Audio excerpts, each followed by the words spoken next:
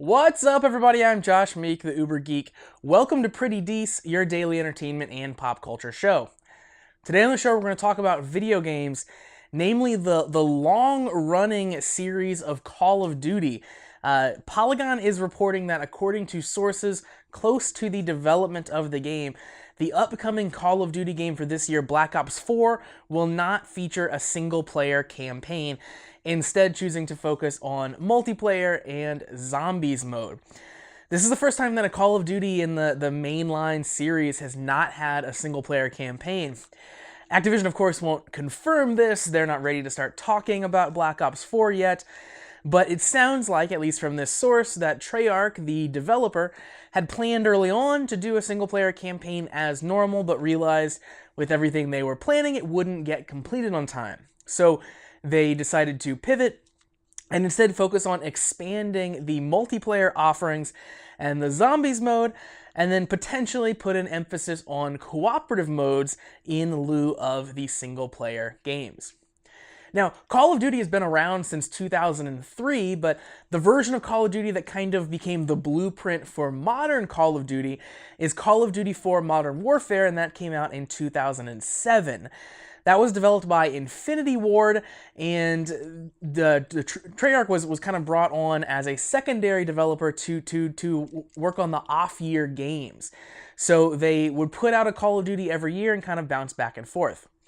Nowadays, Treyarch is the new main developer for Call of Duty, kind of navigating the direction of the series, and several other studios are working with them to help them put out these yearly releases of games.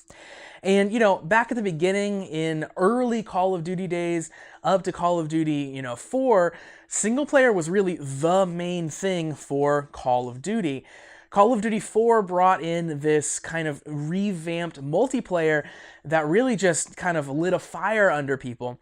And since then, it's been kind of more and more of a focus on multiplayer as the series have gone on.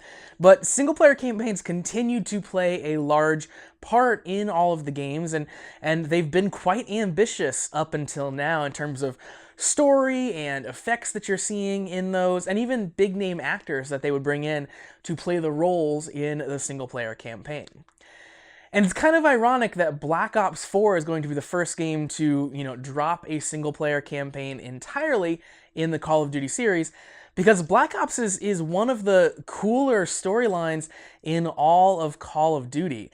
It is, of course, Treyarch's kind of flagship Call of Duty nowadays, and it's been lauded for its storyline, which focuses on the Cold War and mind control and espionage and near-future tech. Honestly, it's very, very good. And the storyline, the single-player campaign for Black Ops 1 is truly fantastic, really awesome, that first original story that they told. So it does kind of come off as a weird, crass marketing decision to still call this Black Ops 4, despite the fact that it won't continue the story of Black Ops in any meaningful way. It comes down to just being Black Ops is a name that still sells very, very well, and it has its own independent fans of the Call of Duty franchise. But for all intents and purposes, it won't really be a Black Ops game because it won't continue that Black Ops story that's been going on for 3 other games. And again, the writing has been on the wall for a little while. Despite these Call of Duty games still having single-player campaigns, year after year the focus has been more and more on multiplayer and less on single-player. The introduction of the zombies modes, which has been wildly popular, have given people yet another online activity to focus on instead of playing through the single-player campaigns. Many people will buy these games and never even touch the single-player, jump straight into the multiplayer aspect. On the PC side, they've now started letting you download the single player and the online in separate chunks, so if you never want to touch the single player, that's perfectly fine. You can save that space on your hard drive. And just in general, games across the board now are focusing on repeatable multiplayer experiences rather than kind of one-and-done narratives. It's just a general direction that the gaming industry is focusing on. I think that the game companies enjoy that because players stay engaged in their game. They keep a large share of kind of the general conversation going on around games. And of course, they can continue to sell you DLC for that game for months on end, where they wouldn't be able to if you just played it and sold it back to GameStop. Now, the one silver lining with all of this, as someone who enjoys single-player Call of Duty or has in the past, is the little caveat that they might emphasize co-op in addition to the multiplayer modes. Co-op would be awesome here.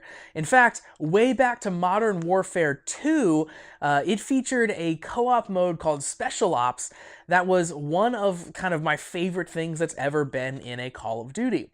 It was these little short two-player missions that featured some really interesting objectives and fun little bursts of play where you got to be different characters in different scenarios trying to carry out different things. And sometimes they were very simple, sometimes they were really interesting and wild, like, a sniper shootout. Sometimes they were taking down like massive juggernaut characters. But it was easy to jump in, it was easy to bounce around between them, and they were a blast to play. Some of those missions were kind of pulled from the single-player campaign of Modern Warfare 2, others were from Call of Duty 4, and others were just kind of all new for the Special Ops mode. But if they do something resembling that for Black Ops 4, suddenly they've made me much more excited about their game than I otherwise would have been. So that is certainly something that a direction they could go that would get a lot of people, myself included, very excited. But the majority of the Call of Duty audience is focused on the multiplayer, so focusing their development efforts on the multiplayer aspects does make a lot of sense, and from a business decision, I totally understand why they're heading that direction. Now, we will know more about what Black Ops 4 will contain when they do their first reveal on May 17th, and of course we'll likely hear more about the game at E3 this year. And then finally, Black Ops 4 is slated for release currently October 12th of this year, so as this year's Call of Duty.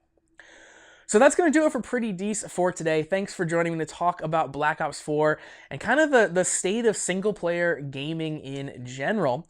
Make sure that you like Pretty Dece on Facebook at facebook.com/PrettyDeceShow. Follow me on Twitter at PrettyDeceShow, and also subscribe to the YouTube channel. You can find that at PrettyDeceShow.com/video. Whether you are listening to the podcast or watching on the YouTube channel in video form, make sure that you check back every day so you never miss any of the content.